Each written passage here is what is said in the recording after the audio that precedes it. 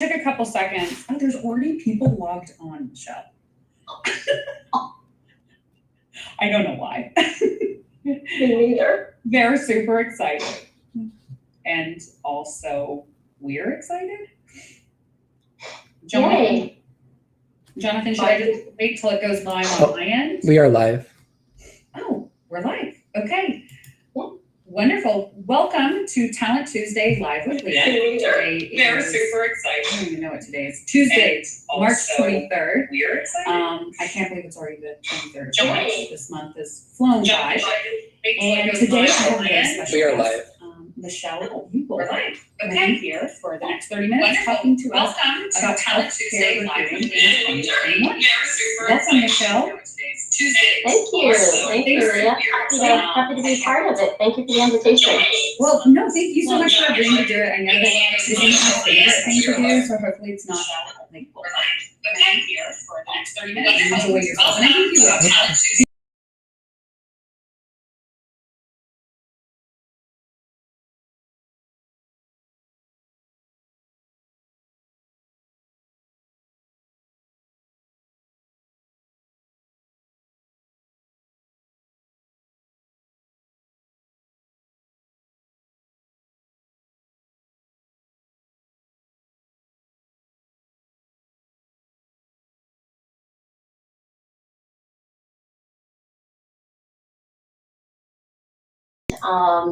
Have since then worked my way up into leadership roles. Have worked for startup organizations, even Fortune 500 companies, and so have been able to dig my heels in different ways in those organizations. And with FastMed, Urgent Care, I'm excited. I'm Vice President Talent Acquisition, and we are just growing and shaking things up a bit. And it's a very exciting time to be part of the organization. So that's where I'm at today. Yeah, and congratulations, because this is kind of unique. I don't understand. Yeah, 7 months. Okay. 7 months. So still, the first year you're still always trying to really kind of get your brain about it and understand how business works and the organization and everything, and then also try to hold.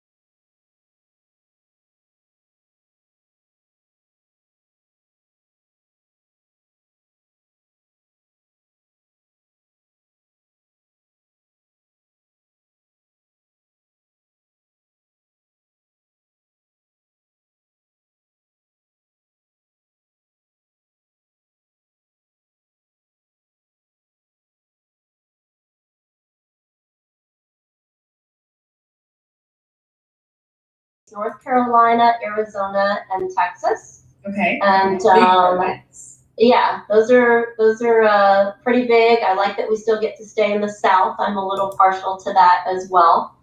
So right here in my own backyard in Texas as well. But we are on a fast track to do a bit more growth, and looking forward to that as well. So lots going on right now. Yeah, I know. I noticed you guys have a ton of positions open, and I want to get into that more about what recruiting was like last year for you, especially jumping into this new role towards the end of the year, and then how you see it's going to change. But before we go there, I wanted to start out today with you sharing with the audience.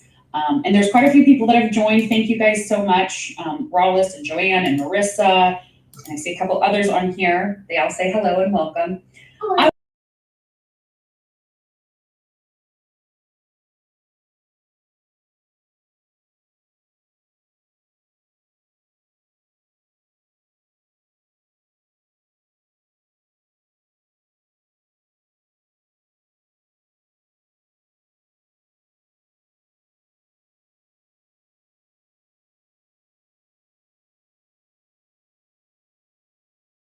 look at two organizations and how they have done in COVID times. And so I came from an organization that we essentially were winding down the business and changing the model from 100% physical clinics to 100% telehealth.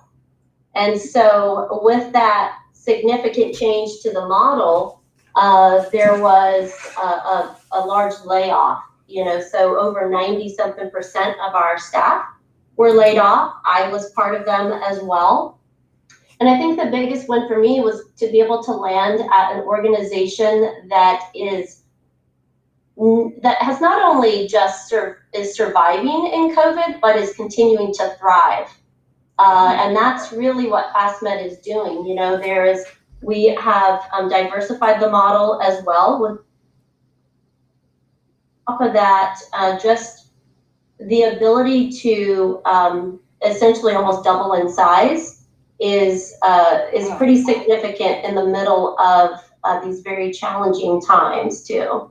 Right. No, I didn't know that. Thank you so much for sharing. I had no idea that was part of the reason that you left and made the transition. So that is huge to land like on your feet, going in an organization that's obviously growing during a time where so many organizations like shut their doors and couldn't handle it. So congratulations. I'm super happy for you, and I'm excited to hopefully work with you again soon. So I wanted to ask also about your current office setup, your work setup. What are you doing in terms of work from home, work in the office? Are you hybrid? What's your current setup like? Yeah, I'm currently 100% remote. So my day is, yeah. I've had remote work positions before, or hybrid positions. So not 100% new to me, but I think the whole being on video, that's something that I think everyone's kind of evolved into, and getting that right lighting. And I was actually thinking about investing in a ring light the other day, because I thought, maybe I get better lighting. Yeah, for sure. But, it's 100% remote. An option, though, to go into the office and use it when needed. So we do have a location here as well. So where we have positions that can be remote, we are doing that. And, that's one of the things. And when we look at kind of what the change has been, I think we've seen from employers and job seekers that there's this whole adoption of work from home and what all that entails, but it's definitely opening the talent pool for some positions. And so where we would have been, a little bit more restricted to either finding someone who wanted to relocate or had roots in the area that wanted to really move and stay for the long term, that has changed some things as well, because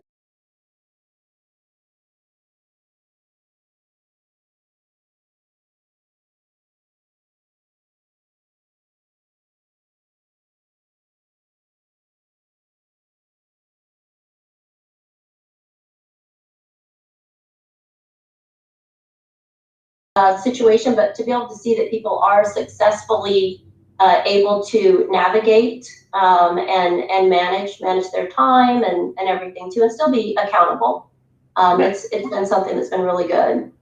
I was reading a study just yesterday, and I cannot remember the name of the company. It might come to me, but basically they just rolled out their return to work, and they did it without doing any like employee evaluation or an employee survey or anything. And basically they said, okay guys, on this date, everybody's going to come back to the office. And they had mass resignations. People were like, no, absolutely not. We're not ready for this. We like this flexibility. Our lives have completely changed. You asked us to do one thing and we got used to it, and now we like it. And we're working really, really well. And it was an interesting article talking about if companies don't prepare their workforce for the changes that are coming, there's going to be a lot of people, a lot of really good people looking to leave that are going to go to the companies that offer that type of flexibility. Right. So I can see that. It's really interesting, and I think we'll see a lot more about how companies are going to do it, because I know that a lot of companies haven't decided yet. Like right now they're just in this flux of like, we're kind of hybrid, we're kind of still work from home, we might all go remote. But one thing for sure, one way isn't going to work for every company, and one way isn't going to work for every employee. So it'll be very interesting, and especially in the healthcare model. Right, I agree. I mean, there's obviously positions that cannot be remote, Right. But I agree. I mean, that's really the need to do some active listening, and pulsing, surveying some of our employees on some of this. That's a big change that's going to impact somebody's employee satisfaction too. Yes. So yeah, see where that would be mass exodus. Yeah, it was really eye-opening, and I think it was a Microsoft survey, but it wasn't Microsoft company. But it was really interesting, just like that the company just had blatantly not listened to anyone and made this decision. So moving, I wanted to ask you about like 2 to 3 of the biggest changes that you've seen or experienced over the past year in recruiting. Yeah. Well, one was that the remote, workforce, and certainly people almost looking for that in either the job posting or during that interview process, wanting to know what the options are for working remote or some sort of hybrid or something like that. So I'm seeing that there are candidates who are specifically seeking that out. One of the things I can say that we've seen more recently, just in some of the entry-level positions, is it's getting a little bit challenging at times to attract those candidates, because with the unemployment benefit, they're able to stay at home and make essentially the same, or not take on the cost of commuting or driving in or something like that, for those positions where they can still make the same amount of money, but just by collecting unemployment at this time. So yeah, we've run into that a little bit on some of the more entry-level positions. And that's interesting, because not every state has necessarily extended that benefit. So I know of a couple other states that they haven't experienced that. They're getting plenty of applicants. One thing that they're experiencing is anybody that feels like they're entry level are applying for their entry level positions, and they're seeing like this mass influx of entry level. And it's like, how do we filter all these people? Many of whom don't have the requirements or the skills or the qualifications that we need. And then I'm guessing in the same states that you're also working in, I've talked to a couple of clients that are having the same problem. Like, we're all of a sudden not getting candidates. And it's this juxtaposition of, we know there's a massive unemployment. Where are the candidates though? And why aren't they applying? So that's interesting. Yeah. I think that as the new package, the new government package comes out and rolls out, maybe phases out, I think hopefully that will change things for you and what you're experiencing. Yeah, we're hoping too that people are also looking for something beyond the compensation piece of it and the pay, and or looking for benefits, and also don't want to be out of the job market for too long too. So right.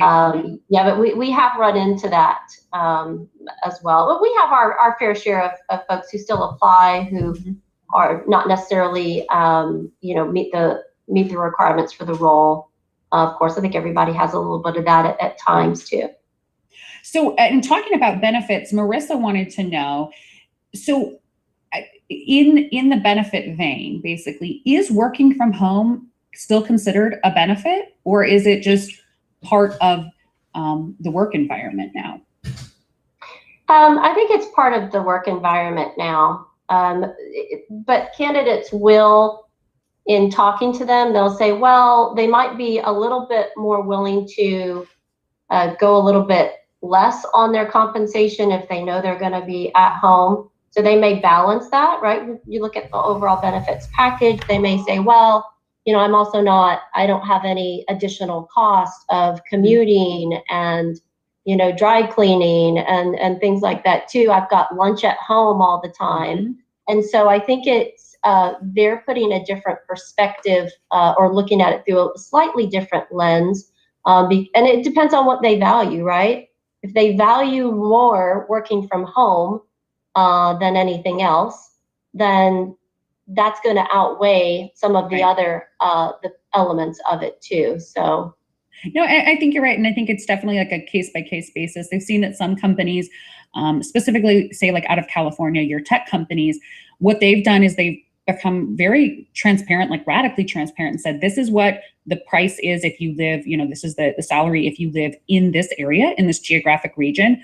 For the same job, if you live in this geographic region, it's a slightly smaller amount, but it's commensurate with what you would make based on cost of living. Because there was a lot of people who were making insane amounts of money that left, say, like San Francisco and went to Austin, Texas, or, wherever it's much cheaper to live. So I think we'll see a balancing out of benefits, compensation, and a lot more to do with like where you live geographically, which is, it's exciting. There's so many new changes. And the one thing that I'm so excited about with the work from home and the remote work is it opens up an entire new talent pool and a talent used to only be able to recruit in a specific geographic region or relocate that person. And of course, there's still going to be relocations for specific jobs, especially in healthcare. But on the admin side of healthcare, I think it opens up such, a much more broad talent pool. And I think that it's going to really enhance recruiting going forward. I agree completely. Yeah. So, okay, we all know that last year was crazy and it's still continuing to be crazy and things are just so different. But was there anything that surprised you in recruiting that really just stayed the same? Yeah, I think,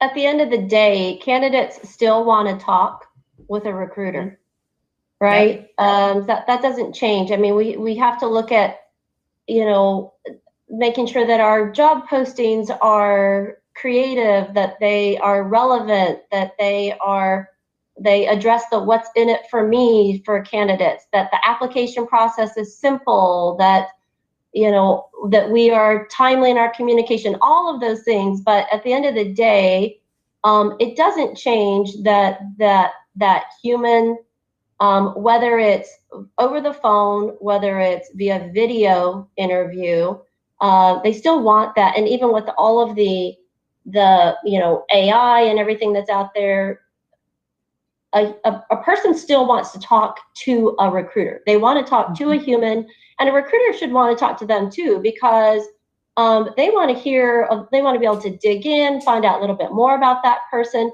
really find out what's important to that candidate and what's really motivating them, but then also look for those gestures, either in body language through the video or inflections in their voice. And so there's still that one thing that just doesn't change. It doesn't really surprise me, I guess, but it just doesn't change, that you still want that human, interaction, recruiter to candidate. And there's just so much value in that. No, I completely agree. And yeah, it didn't necessarily surprise me at all either. One of the things that it is for me is it's kind of eye-opening, like, that Rawlis and I love like new technology and we talk about it a lot. But one of the things that I think I may fail to do when I talk about technology is that it is a tool to help me save time and save pieces of the process that are very repetitive to absolutely give me more time to talk to people. And I think if we framed it in that way, it would be a lot easier for recruiters and people in HR to digest. Like, I don't want to take away any of my time that I have to connect with people, especially when I'm working on recruiting or anything, because that's what candidates want. And I think that going forward, any piece of technology that takes part of that process out is not going to work well. If it takes that human touch out, But so Exactly. I'm excited to see how we can grow with that, like how we can kind of reframe the issue. Like, let's get rid of these repetitive tasks that are so time consuming and give you back time to actually talk to people, to find out the little bits and pieces that don't come across in a resume or don't come across in a LinkedIn profile. Yeah, those are all, anything that's going to free up more time, like you said, just to be able to connect Right. is going to be of extreme value. So all of those processes that could be automated or where AI can come in and can help scheduling, pre-screen, any of that is a huge win. Being able to have that as part of your arsenal in your toolbox, just so that you can free up a little more time, so you can really get down to that human factor of it, and that pre-qualifying piece of it too. Mm-hmm. Yeah, no, I agree completely. So talking about candidates and in the TA process, we all talk about being engaged in the process and bringing in great candidates and giving them a good experience. Do you have any tips for other recruiters that may be watching, or best practices that you have used to really create an expedient and meaningful talent acquisition process for candidates? Yeah. I'm a big believer in communication and being timely with getting back to candidates. But I think in order to attract them and kind of keep their engagement level, we have to be thinking about throughout the process from the candidate's lens of what's in it for me, right? So posting has to have enough in it to not overwhelm them, but enough for them to see what's in it for me. Does this potentially meet what I'm looking for, right? Whether you're engaging with them through text message, email, LinkedIn, any of that, you've got to be able to, in your communication, get to the point, have it to where it at least is focused on something that you think the candidate would be interested in knowing.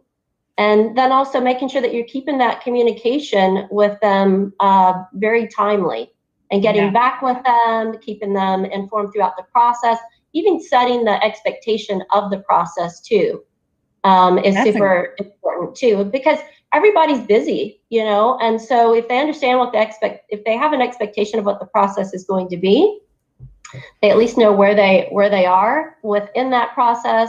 Or you also don't have to worry about them almost kind of falling off a little bit because they have no idea what to expect next or anything like that. So it all actually comes back down to that communication, honestly.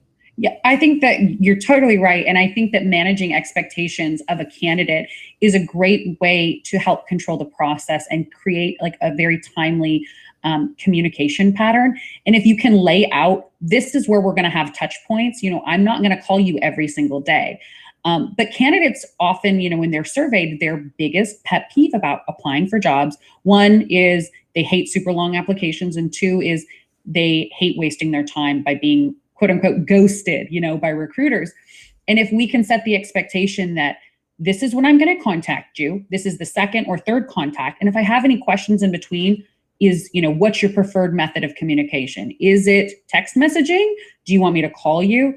And showing them that you're being proactive about staying in communication, I think sets a level of understanding and also trust in a recruiter for the organization. So I think that's a great tip for people.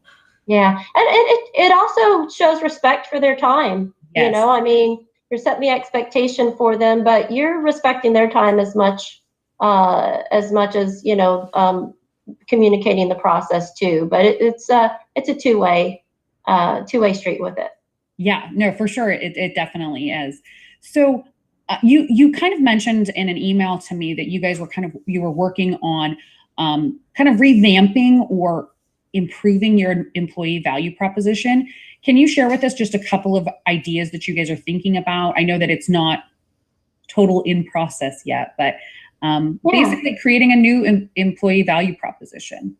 Yeah, we're kind of peeling back the onion in this process where we're looking at really the employee journey And it starts with that candidate, that first piece, right? What's their exposure into the company? What is that culture like? What message are we sending to them? And what do we want them to, at what point do we want them to start, I guess, drinking the Kool-Aid, right, for the company? But we're looking at the overall life cycle or the journey with the employee. And, when we look at the employee value proposition, we know that, job seekers are looking for more than just, compensation, right? Or just the title. They're looking for the work that they're doing to be meaningful. Yes.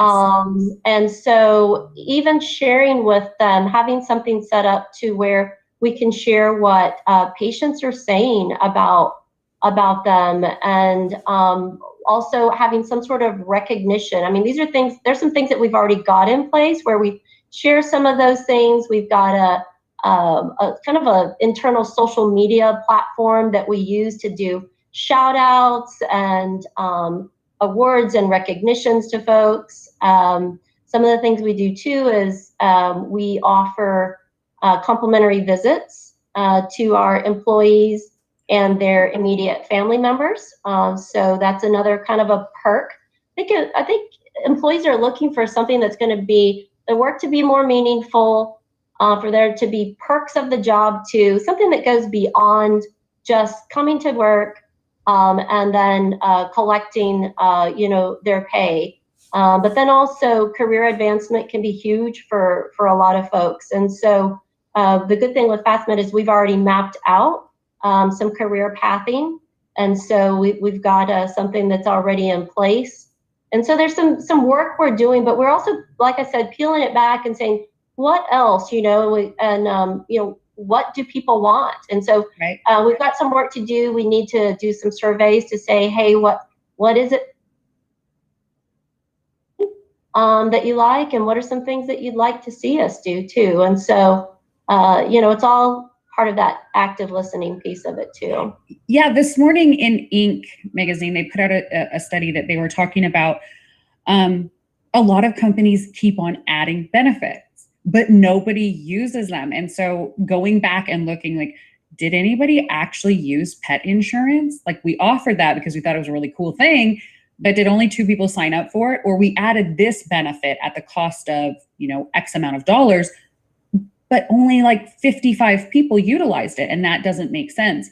So asking the employees, what is it that you want? What will make this job more meaningful for you? What will help you in your career development and your journey as an employee? I think those are all great ideas. And I'll be interested to see what you guys come up with. Yeah. So to end out, to help the audience get to know Miss Michelle Bubel a little bit more, can I ask you a couple of questions more about yourself? Yeah. Okay. Sure. So are there any topics outside of talent acquisition that you could just stand up right now and give a 20-minute presentation about without like any preparation? And I'm not going to ask you to do it. Don't worry.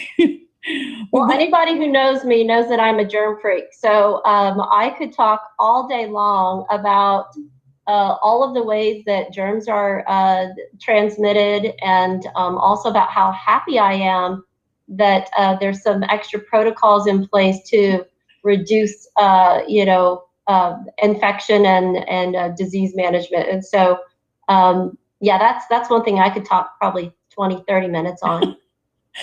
That's probably like very timely and important information right now. It's really good. I was actually thinking about this. Like, I used to have chronic sinus infections, and I haven't had a sinus infection in over a year and a half now. Wow. And I was like, maybe I should wear a mask all the time. Just like, don't let anybody in the same breathing space, and I don't care. I think I might. No recirculated air, right? Right. Right. Especially like when I travel, I think that I'm just, I see it a lot of times internationally. A lot of people wear masks.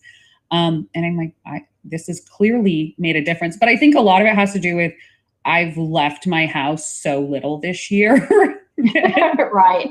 Sure. There really hasn't been much of a chance for transmission of other people's germs.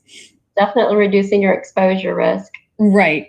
So, what type of like weird food combinations do you really enjoy? Is there anything that's super strange that other people would be like, ew, or ooh, that's weird? I actually used to think that this was weird and nobody knew about it until I did find a couple of people. But I used to, and I haven't done it lately, but Wendy's, the fast food drive-through, I have loved taking Wendy's fries and dipping them in the Wendy's Frosty.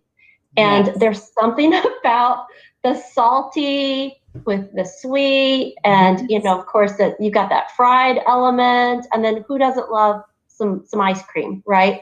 So I think that's a little bit of a weird combo. I mean, I think more people have done it, but you were nodding yes. So I've is that done something it. that you've done too? Oh, okay. That's All something right. like, and you only do it at Wendy's. It's not like you go get a milkshake from somewhere else and do it with your fries. Oh gosh. Like, it's a Wendy's thing, and it's only a Wendy's thing. I get it. Yeah. It's something about the shape of the fries, and they just fit perfectly in the Frosty. No, that's totally real. Marissa says that she is very impressed that you were so well prepared for safety precautions, and she approves. I already had plenty of sanitizing spray. Oh, that's good. Yeah. So, well, thank you so much for your time. I know that you're limited today, and I just wanted to thank you for sharing all that you shared about talent acquisition this year. And to wrap up, my last question for you is, do you think that there's going to be big shifts coming in the next couple of years, or do you think that talent acquisition is generally going to stay in the same place and just move with technology? I think we can't help but move along with technology to a certain degree. I think the adoption factor will increase with it, but it's hard to say. I mean, Right. a couple of years, that's really just hard for me to say. Even if I rewind and look back, where were we just even 3 years ago? I mean, Oh, correct. yes, things have changed, even from engaging with candidates. I mean, like texting candidates. Who would ever have thought that you were just going to be, they really want to get in touch with you, you send a text. Right. I mean, everything is about mobile optimization because we live and die by our phones. But, I think that recruiting will have no choice but to move along some with technology. I still believe in that there's still going to be that human factor of it too, right? But anything that's going to help us to create windows of opportunity or windows of time to be able to engage with candidates is definitely going to be key.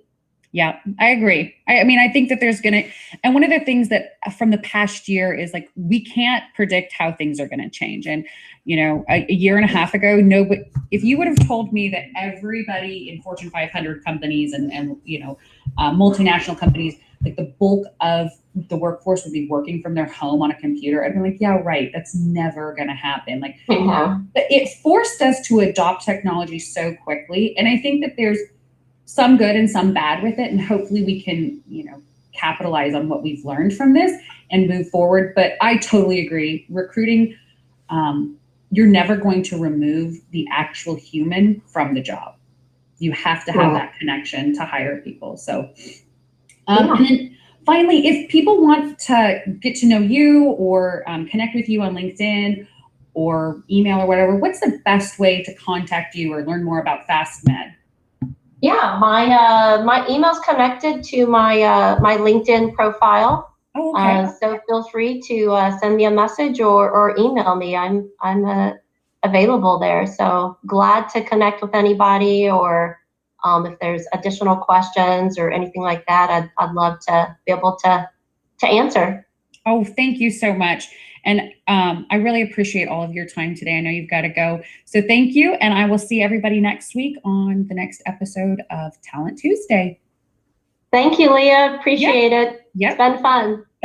I hope so.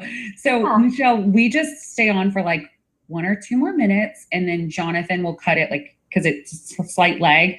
And I'm sure Rollis will want to come and say hello. But if you have to go, no problem. Like it can. Yeah, no, I'm good for a few more minutes. Okay.